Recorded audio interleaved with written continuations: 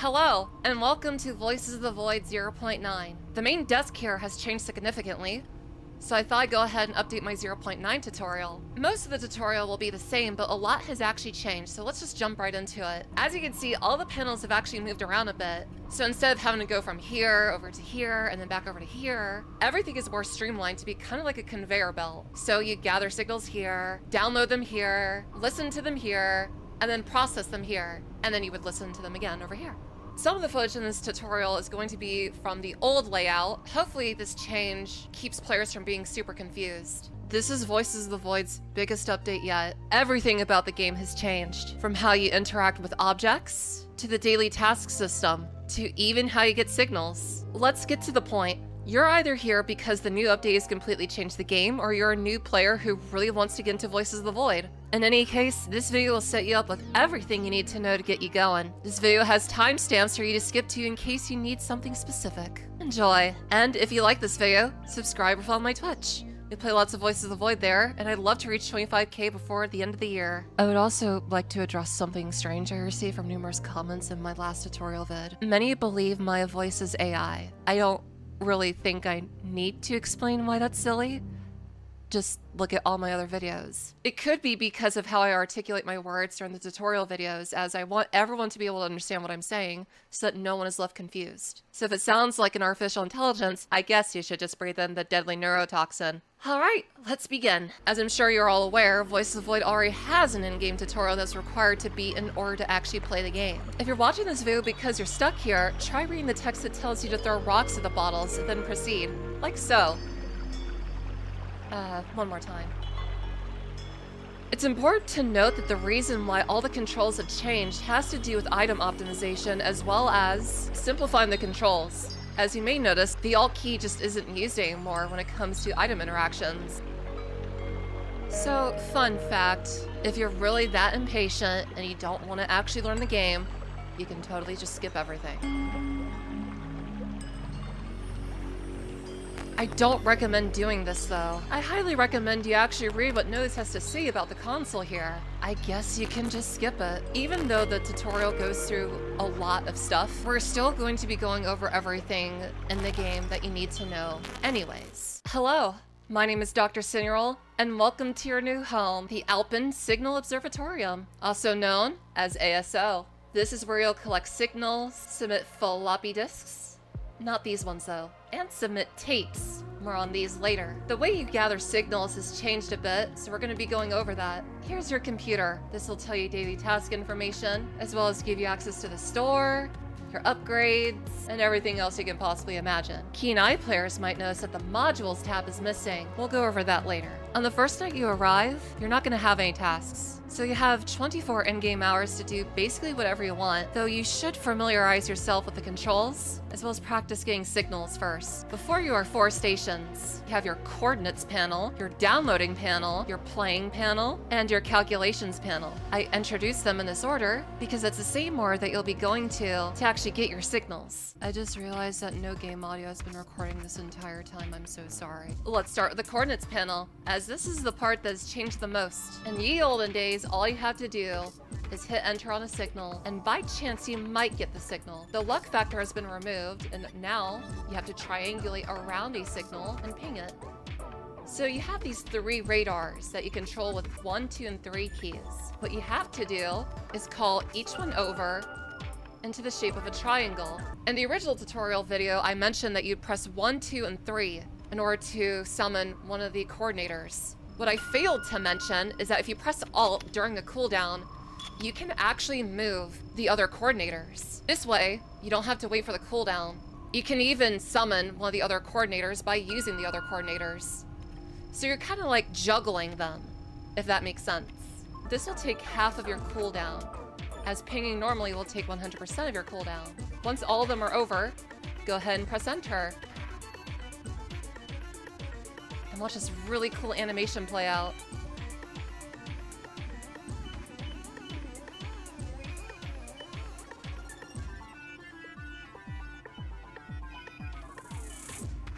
There's still a chance it might disappear during the sequence though. Once the signal has been successfully acquired, all the satellites will start moving. It's truly a sight to behold, huh? You can even see the progress of each satellite. And voila!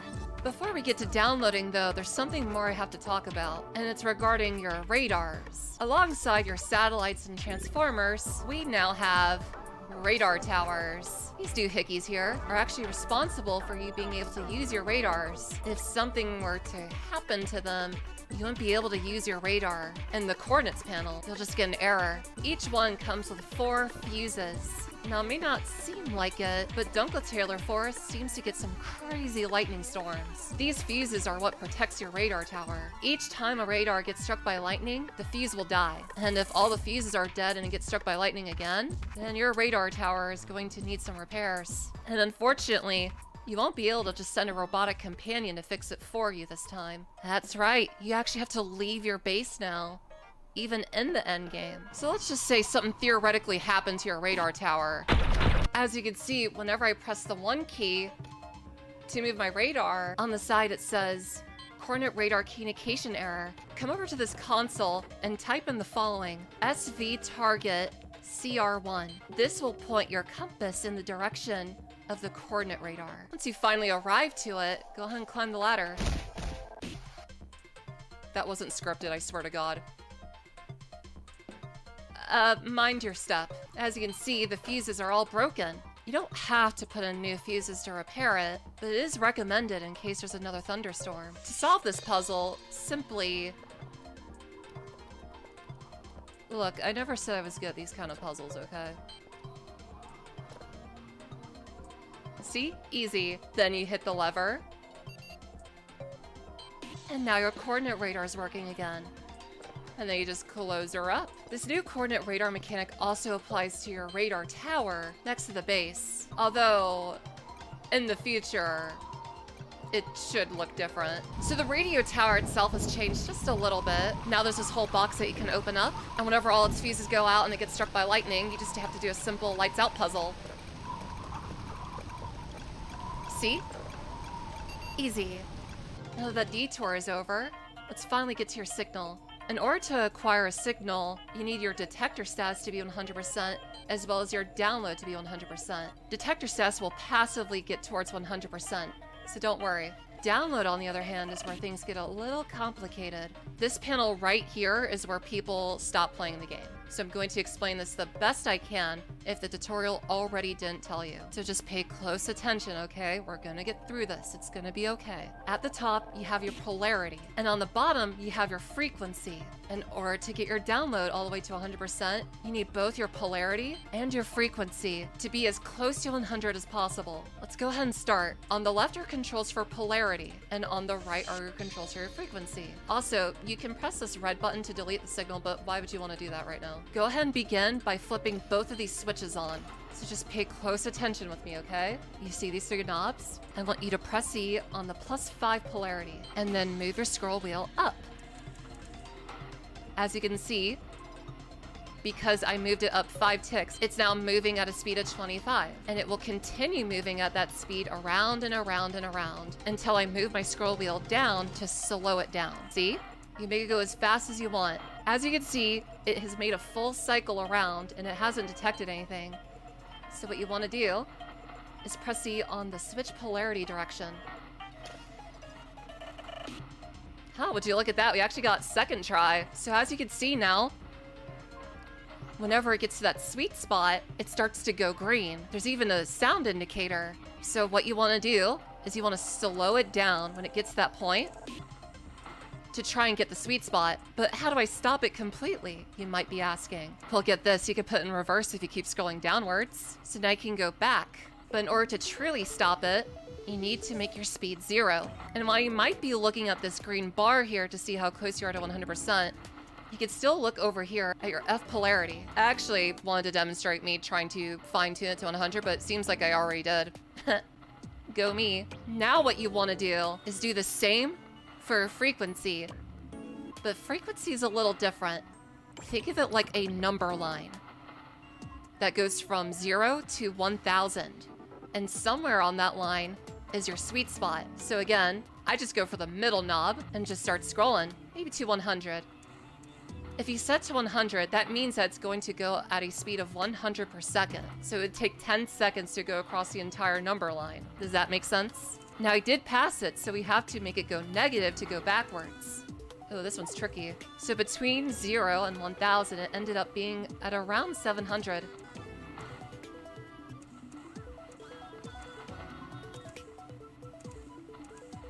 And now you just fine-tune it the way you would with your polarity. Good job, you got both of them as close to 100 as you could, but it's still downloading really slow. Well, here's something that you might not have been taught. Go over to your Components tab in your computer.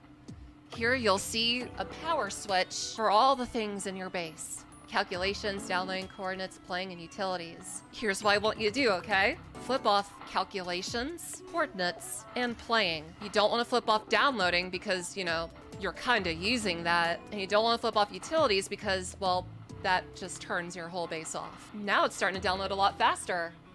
As you can see when you go in here, because you turned off calculations, your calculation servers have gone offline. In the previous tutorial, I said that these servers had to do with your download speed, but this was incorrect, as these servers actually control the speed at which your signals will be upgraded. If you still feel like that your signal's downloading way too slow, type in the following: sd.cal_all.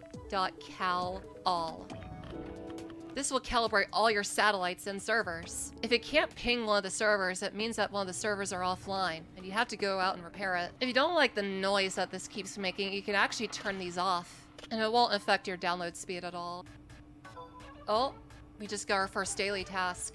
But before that, congratulations! You just downloaded your first signal. Welcome to the playing panel. Here you'll be able to play your beautiful signals. And if you can't hear it, why not make it louder? Oh? Seems we have to take an intermission. The daily task system isn't the only major change. As a matter of fact, the drone has been completely overhauled. No longer does the drone just drop a crate and leave. It will actually linger around until you tell it to piss off. Every day you will now be supplied with an MRE, a zip drive, maybe a drive or two, a data tape case lid, a data tape case, and then data tape A and data tape B. You can actually use this as an opportunity to sell stuff too, as item boxes are no longer a thing in the game. For instance, I really want to give Bao this piece of wood. So now I can. And to tell it to leave, you just come to this panel over here, and you just use. And away she goes. You might not have enough room in your inventory to carry all this stuff, so you might as well just grab it. Actually, talk about perfect timing. Now that we're here, I should probably explain the tapes. Tapes are the third item that you will now have to submit for your daily tasks. But don't worry, it's a passive. You can just do this every night and then it's basically done. You just have to remember to actually swap out the tapes. As you can see, it's at 100%. By pressing E on this, it will stop the tapes from moving. And then you can take each tape off. Like so. The small tape goes in first, and you can put inside the data tape case by just left-clicking. Then you take off the big one. Also left-click. And you pick up the lid. And you just click on that, and it's done. But remember, you were given other tapes too. These are both at 0%. So you want to put both of them on like so. And then remember to reactivate it. And then over the course of the day, both of these will get to 100%. Congratulations, you already finished the first part of the new daily tasks. Look at that. Bao liked my piece of wood and gave me a point.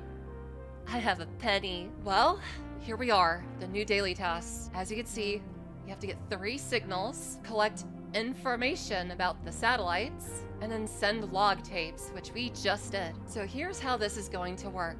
This part right here is what replaces the old hash code system. But before we get to that, I highly recommend that you set up another signal to be downloaded while you're away. Like so. Alright, this is probably what you searched up this video for, huh? The zip drive. Ooh. So you should probably just leave this at your desk for now. This is essentially what replaces the notebooks that you'd have to collect the hash codes from the servers from before. So now these notebooks are just, you know, to write in make a story, write erotic fanfics. What you want to do is pick your favorite color. And if it's not there, then I don't know, man. It doesn't matter which one you pick. So we need to go to Foxtrot, X-Ray, and Lima. And what you can do is go to the console and type SV target Foxtrot. And now your compass will point in the direction of Foxtrot. Once you actually get there, you just go inside the satellite, take the floppy drive that you brought with you, and insert it into the satellite server. All right, keep with me now. This is where things get a little crazy. What you want to do is type in sv.request.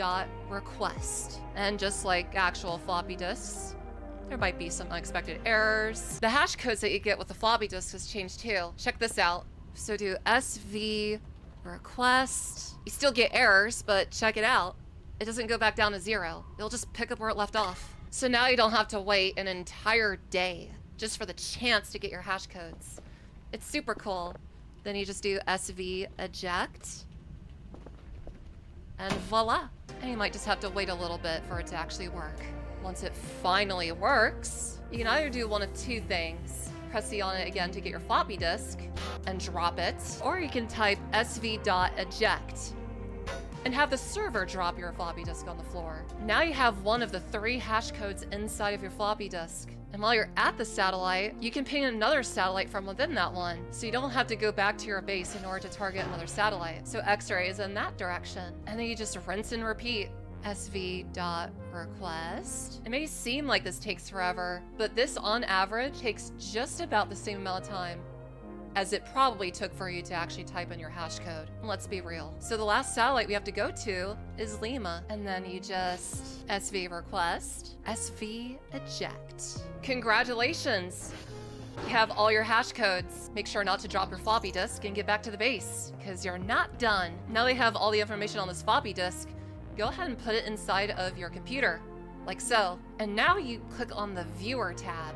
As you can see, you have 3 data blocks. The first one says Foxtrot, the second one says X-Ray, and the third one says Lima. What you need to do, click on Move to Buffer. Do the same for each of these. By doing this, we have transferred the satellite information into the computer. Though you may have noticed that each time we've done that, this number has gone down. If we were to move this back into the floppy disk, the number still goes down, meaning that floppy disks do degrade the more you use them, as you can see. Just keep that in mind when using them. You can either order more, or you can... Is that soap? Oh, I'm hungry. Or find more floppy disks around the base. Yeah. You can actually find items inside of stuff now. Now that you're done with that, take the zip drive that you got from the drone, put it inside. Now you want to move all the data blocks that you got from your computer and put it in the zip drive. And then you can click eject. Congratulations! The second part of your daily tasks are done. Remember when I told you to have a signal downloading while you're away? Yeah, I bet you're glad about that now. These take forever in the beginning game, so it's good to have things running while you're away.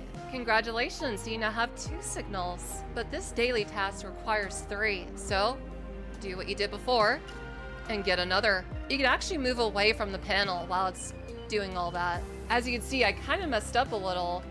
The signal was a little bit outside of the triangle. Depending on how much is actually inside the triangle will dictate your chance of actually acquiring the signal.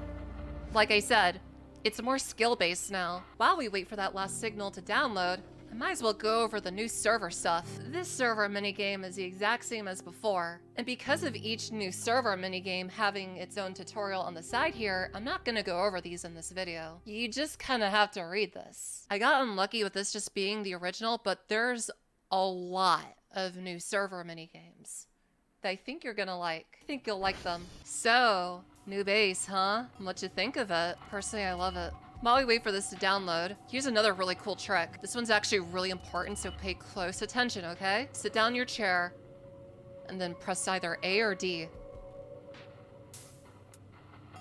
You know what? Epic montage time. Here's some cool things you can do while you wait for stuff. Clean your base. Wet your sponge, and then scrub on the wall. Scrub on the window. boy, look at that shine. Scrub your Monica Cineroll plush. You disgust me, filthy creature. While you wait for signals to download, you could also follow my Twitch so I can reach 25K before the end of the year. Like or subscribe, that would be cool. Helps me make ends meet in this economy. I have to put food on the table. But yeah, I hope you guys are having a good day. If I sound tired, it's because I'm recording this at like 8 a.m. Oh, and by the way,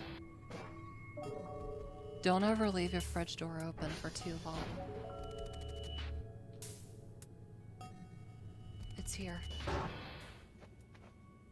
Oh, okay. There's lots of things to find out there in the forest. So if you're ever bored, just go out and explore. What makes this game so unique is that you will only find the weird stuff if you actually go out and find it yourself. It's not gonna happen to you if you just sit in the base all the time, which is kind of why the daily task system has been revamped, to get you outside your base more. And there you have it, the third signal. Now, because this is the early game, what I recommend doing is saving each of these by pressing the save signal button. And then you can scroll down and save again. Trust me on this. Because these are level 0 signals, you won't be able to hear what they actually sound like. But by going to your database and clicking on it and doing copy, now you have a copy of it here. You can't submit copies though for your daily tasks, so just keep that in mind. You'll know if it's a copy if it has that magenta asterisk. So just keep that in mind, okay? Now we need to actually put all the signals into a box. There's a couple boxes spread around the base, but there's 3 right here at the start. So you just use it to take off the lid, place the lid down, and then you slot in a drive by just clicking on the slot. Press the import/export button to put the signal inside the drive. Then you proceed to take the drive out. And then you just click on one of the slots to slot in the drive. And then you just do this for each of the drives. At the start of the game, you'll be able to find drives, floppy disks, and various useful things spread around the base. You'll just have to search in the trash pile. There you go, there's our 3.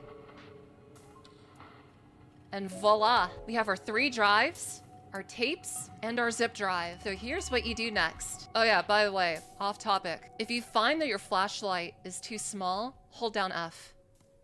There you go. You're welcome. Go ahead and call your drone. Now, how this would usually work is that you would just put the box with your drives and your hash codes right here, and then the drone would just come here and take it. That's changed, and you'll see what I mean. Once the drone arrives, go ahead and hold your box, and then hold down Shift and click. Do the same with your data tape case, and then you can go ahead and open it and just place in the zip drive. You can do this by just tapping 1. Now that all 3 of them are in there, go ahead and send it back. And if you did it on time, the drone should be able to get back before midnight and then give you your daily task rewards. Now, I know this is probably going to be where a lot of people tune out, but there's actually a bit more, so don't go anywhere yet. But if you think you have the rest of the game handled, by all means, enjoy. I hope you like this game. And there you have it. So now that you got yourself a bunch of points, there's actually a lot more you can do with them now. If you're a person like me, you really like root beer.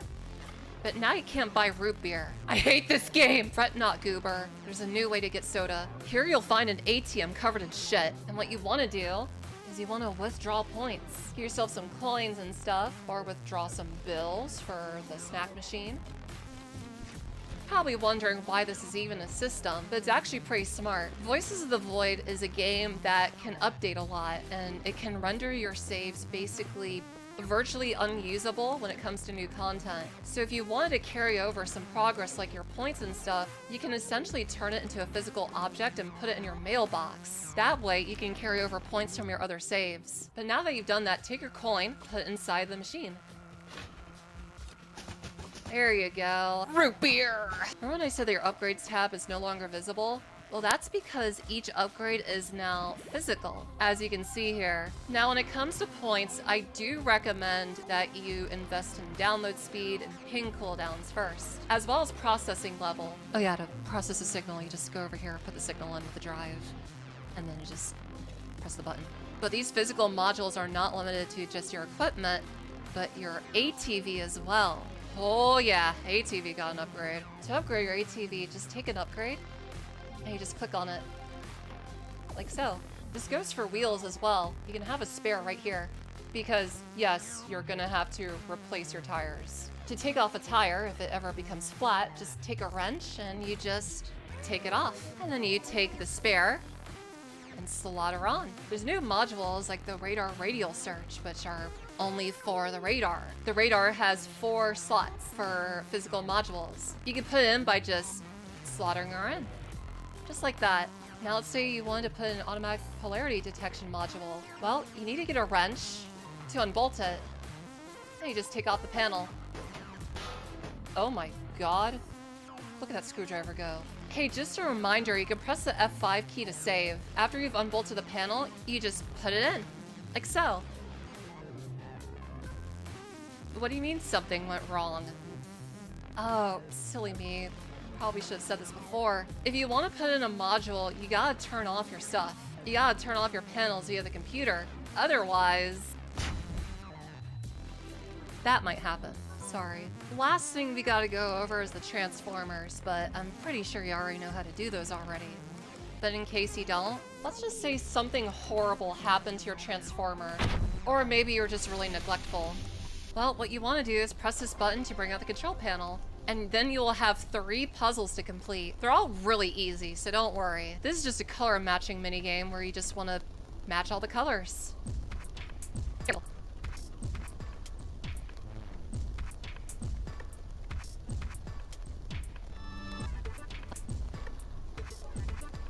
Like so. The bite match is also really easy. Every time you flip one, just check to see if the bite match increases or not. If it increases, then you did it right. So that one went down, so just flip it back on.